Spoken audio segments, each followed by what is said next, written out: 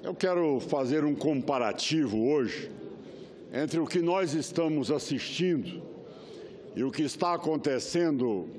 em Curitiba neste momento e aquilo que hoje acontece na Venezuela. Vejam, senhores, se nós não tivéssemos aqui atingido o objetivo da sociedade brasileira, que foi o afastamento da presidente Dilma Rousseff, em que condições a justiça ia se impor no país.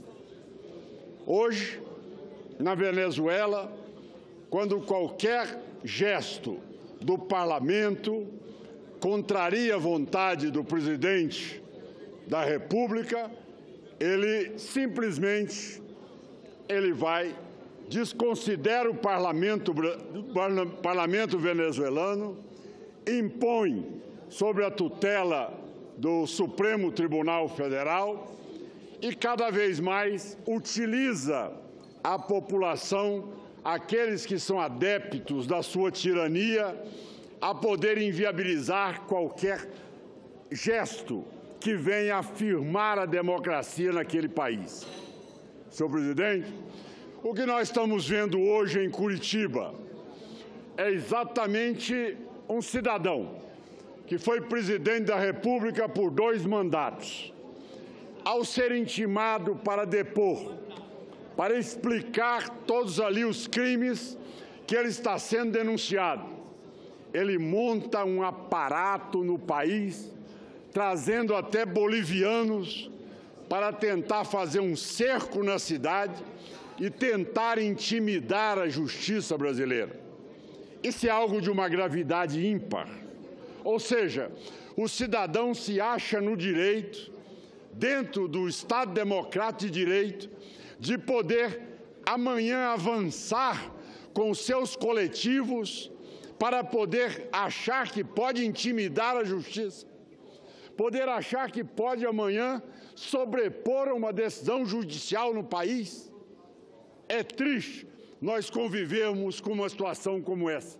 mas ainda bem que não deixamos o Brasil chegar na situação que chegou a Venezuela. Tanto é que amanhã eu quero convidar os nobres pares para que possam, às 9 horas da manhã, na presidência do Senado Federal, receber a senhora Lilian Tintori, que é a esposa de Leopoldo Lopes, que está preso até hoje pela tirania e a truculência do governo Maduro naquele país, onde ele, neste momento, não tendo condições de sustentar o seu governo, ele distribuiu 500 mil fuzis aos chamados coletivos, aqueles que estão ali para formar as milícias de um governo. Vejam, senhores, o que nós ouvimos na rede social, o que nós assistimos nos últimos dias, eram pessoas ligadas às centrais sindicais, estimulando, vociferando, ameaçando e dizendo que iria para Curitiba para um processo de enfrentamento com a justiça brasileira. É uma situação inadmissível. O cidadão tem o direito, sim, de poder protestar, mas ele não tem o direito de poder insurgir contra uma decisão que foi com o objetivo de dar oportunidade para que o ex-presidente Lula pudesse explicar o que ele fez no exercício da presidência da República, beneficiando-se da máquina do governo federal para enriquecer-se e enriquecer a sua família e, ao mesmo tempo, fazer um projeto de poder para tentar alterar, para tentar influenciar todas as eleições na América Latina. Nós estamos aí com todas as denúncias formuladas, sejam de maqueteiros, sejam de órgãos do governo PT, demonstrando que todas as estatais, como Petrobras, aos fundos de pensão, aos aposentados que também foram assaltados, todos eles foram exatamente usados com o único sentido, que é o sentido de poder dar ao governo brasileiro, na época do PT, a condição de tentar criar uma uniformidade na América Latina e tentar ser aqui o grande financiador e orquestrador dessa tese do Foro de São Paulo. Como tal, senhor presidente, eu venho trazer não só o apoio à justiça brasileira, as decisões firmes de toda a Operação Lava Jato, como também da sua força-tarefa, representado na figura do juiz Sérgio Moro, e dizer que a justiça brasileira, como o Congresso Nacional, não vai se curvar a essas ameaças e muito menos a gestos que possam dizer que amanhã eles estejam acima da lei ou desconsiderando o cumprimento da lei. Eu encerro, senhor presidente, dizendo que nós temos certeza absoluta que todos nós temos a obrigação de responder pelos nossos atos. E nós hoje somos funcionários públicos. Nós hoje representamos a sociedade brasileira. No Parlamento Alto do Congresso Nacional aqui, no Senado Federal, nós temos que responder sim a todas as intimações ou perguntas que sejam formuladas. Ao ocuparmos um cargo público, nós não estamos aqui acobertados por imunidades, que nós sejamos aí acima da legislação ou das decisões judiciais. Então, senhor presidente, eu quero não só parabenizar a ação da justiça brasileira, mas também na Operação Lava Jato, que acredito que nas eleições de 2018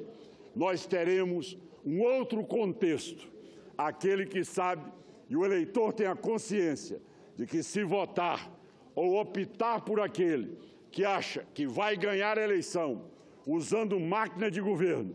utilizando da estrutura de desvio de dinheiro público em decorrência de ofertas que possam fazer a qualquer uma das operadoras, sabe muito bem que terá uma curta trajetória e não terá como amanhã